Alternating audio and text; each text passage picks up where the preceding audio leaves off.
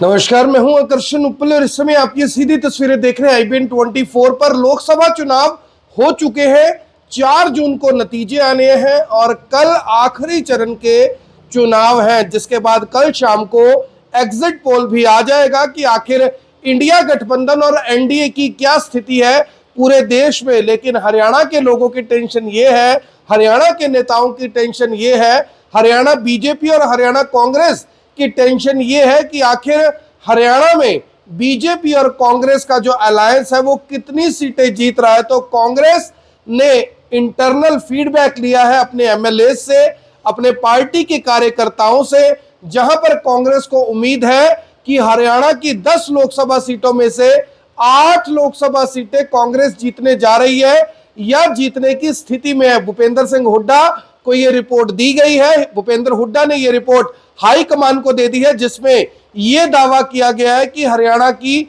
10 में से 8 सीटें कांग्रेस जीतने की स्थिति में है, जिसमें से 4 सीटों को एकदम से यह बताया गया कि ये सीटें कांग्रेस किसी भी सूरत में जीतकर हाईकमान की झोली में डालेगी। इसमें पहली सीट है रोहतक की सीट, जहां से दीपेंद्र सिंह हुड्डा चुनाव लड़ रहे हैं और जो दीपेंद्र हुड्डा है वो इस सीट को जीत रहे हैं। इस बात की चर्चा पहले से है, मैं आपको पहले भी बता चुका हूं कि रोहतक की सीट कांग्रेस की झोली में जा सकती है। यह फीडबैक जगह जगह से आ रहा है। तो यानी पहली सीट जो है वो रोहतक सीट है, जहां पर कांग्रेस को उम्मीद है कि वो एक बड़े मार्जिन के साथ इस सीट को जीतेगी। दूसरी सीट है सोनीपत की, जहां पर कांग्रेस को ऐसा लगता है कि किसान आंदोलन और जाटों के विरोध का जो फायदा है वो मिलने जा रहा है कांग्रेस को, और सतपाल ब्रह्मचारी वहां से जीत सकते हैं, जीत रहे हैं। ये कांग्रेस को फीडबैक दिया गया है। तो दूसरी सीट है सोनीपत की। तीसरी सीट है सिरसा की, जहां पर यह बताया गया है कि सिरसा सीट से कुमारी शैलजा एक अच्छे मार्जिन के साथ चुनाव जीत रही है। यहां पर कांग्रेस को किसान आंदोलन का काफी ज्यादा फायदा मिला, और इसके साथ साथ कुमारी शैलजा के जो पिता हैं वो भी और कुमारी शैलजा भी सिरसा से सांसद रह चुकी हैं, जिसका फायदा कांग्रेस को मिल रहा है। और कांग्रेस ये सीट भी मानकर चल रही है कि वो एक बड़े मार्जिन के साथ इस सीट को जीतेगी।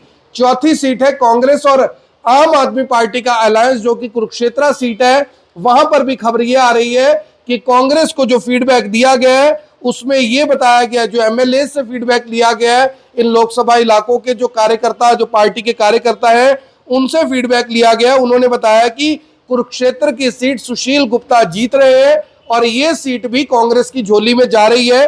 भिवानी महेंद्रगढ़ की जो सीट है वहां पर कांग्रेस ये मानकर चल रही है कि जो धर्मवीर सिंह है, बीजेपी की टिकट पर चुनाव लड़ रहे हैं, 2 बार के सांसद है बीजेपी से, उससे पहले भी सांसद रह चुके हैं, विधायक रह चुके हैं, वो इस सीट को हार रहे हैं। और कांग्रेस के जो राव दान सिंह है वो कांग्रेस की झोली में ये सीट लेकर आ रहे हैं। ये फीडबैक भी कांग्रेस को दिया गया। हालांकि यहां पर कड़ी टक्कर की बात जरूर कही गई है, लेकिन इस सीट को विनिंग लिस्ट में रखा गया है। तो 4 सीटें कांग्रेस मानकर चल रही है कि कांग्रेस की झोली में आ रही है। कुरुक्षेत्र की सीट अलायंस में आ रही है।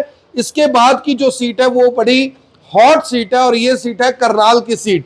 करनाल की सीट कांग्रेस को फीडबैक ये दिया गया है कि क्योंकि पार्टी ने यहां पर मनोहर लाल खट्टर के सामने एक अच्छे उम्मीदवार को नहीं उतारा, यानी कि एक स्ट्रॉन्ग उम्मीदवार को नहीं उतारा। हालांकि दिव्यांशु बुद्धि राजा ने बार बार क्लेम किया है कि वो इस सीट को जीत रहे हैं।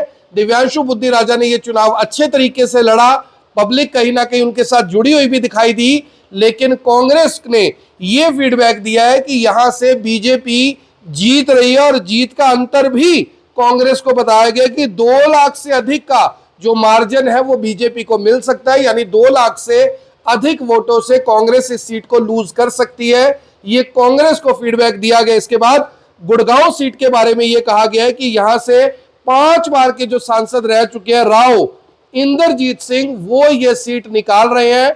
और राज बब्बर, जिनके ऊपर कांग्रेस ने भरोसा जताया था, सबसे आखिर में उनकी सीट को अनाउंस किया गया था, उनके टिकट को फाइनल किया गया था, यहां से राज बब्बर सीट हार रहे हैं। ये फीडबैक कांग्रेस को दिया गया। वहीं अंबाला, हिसार और फरीदाबाद की सीटों पर भी कांग्रेस को यह फीडबैक दिया कि यहां पर कड़ी टक्कर है। इन तीनों में से कम 1 और ज्यादा से ज्यादा 3 सीटें कांग्रेस निकाल सकती है।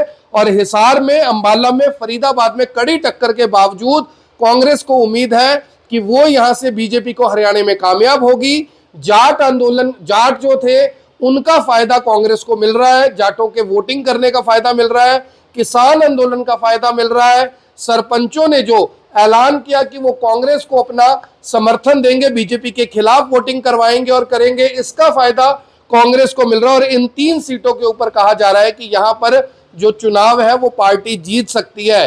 कुरुक्षेत्र सीट पर त्रिकोणीय मुकाबला बताया गया है, लेकिन उम्मीद ये जताई गई है कि सुशील गुप्ता इस सीट को जीत सकते हैं। और अंबाला, हिसार और फरीदाबाद में कड़ी टक्कर बताई गई है। कम से कम कांग्रेस को यह बताया गया है हाईकमान को कि 1 सीट यहां से कम कम हम निकाल कर देंगे और ज्यादा से ज्यादा ये 3 सीटें भी कांग्रेस जीत सकती है। और इसके साथ साथ ये बताया गया कि आने वाले विधानसभा चुनावों को लेकर एटमॉस्फेयर बहुत अच्छा है हरियाणा में, कांग्रेस यहां पर सरकार बना सकती है अगर टिकटों का आवंटन ठीक से होता है, एसआर के ग्रुप और हुड्डा ग्रुप मिलकर चुनाव लड़ते हैं तो जाहिर तौर पर एक बहुत स्ट्रॉन्ग चुनाव पूरे हरियाणा में होगा बीजेपी और कांग्रेस के अंदर। और यह देखना होगा कि अगले विधानसभा चुनावों में आखिर कौन किसको पटकनी देता है। फिलहाल कांग्रेस ये मानकर चल रही है कि 7 से 8 सीटें हरियाणा में वो जीत सकती है, लेकिन 2 सीटों पर क्लियर हार की बात की गई है, जिसमें करनाल की जो सबसे हॉट सीट मानी जा रही थी, यहां पर कांग्रेस को फीडबैक मिला है कि वो ये सीट हार सकते हैं और गुड़गांव की सीट ये कहा गया है कि वो हार सकते हैं। मेरी आप सभी से अपील, जो भी लोग इस वीडियो को देख रहे हैं इसे साथ के साथ जरूर शेयर करें। आप देख रहे हैं IBN 24, मैं हूं आकर्षण उपल करनाल से, आप सभी के साथ लाइव। धन्यवाद।